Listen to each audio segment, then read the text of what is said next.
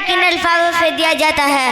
حدیث پاک کے اندر ہے، ارشاد فرمایا اللہ کے رسول صلی اللہ علیہ وسلم نے کہ جب تم مؤذن کلمات سنو تو ایسا ہی جواب دو جیسے وہ کہہ رہا ہے، یعنی مؤذن جب ایک کلمات کہہ کر خاموش ہو جائے تو اس کا جواب اسی کلمات سے دیا جائے، مگر حی علی الفلاح اور حی علی الفلاح کا جواب لا حول ولا قوت الا باللہ سے دیا جائے۔ اسی طرح فجر کی اذان میں الصلاۃ خیر من النوم کا جواب صدقت و بررت و بالحق کی نطقتا سے دیا جائے، جس کا ترجمہ یہ ہے سچ کہا تو نے کہ بہت ساری بھلائی کا مالک، سچ بات بولی تو نے۔ حدیث پاک کے اندر ہے، ارشاد فرمایا اللہ کے رسول صلی اللہ علیہ وسلم نے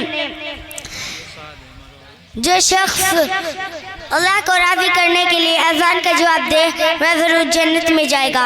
اذان کا طریقہ بھی سن لیجیے، باوجود قبلے کے رخ کھڑے کر اذان کے درمیان ادا کرے، بلند آواز کرے، آواز اچھی بنائے، اتنی زور سے نہ چیخے کہ دیکھنے والے کو ہنسی آ جائے۔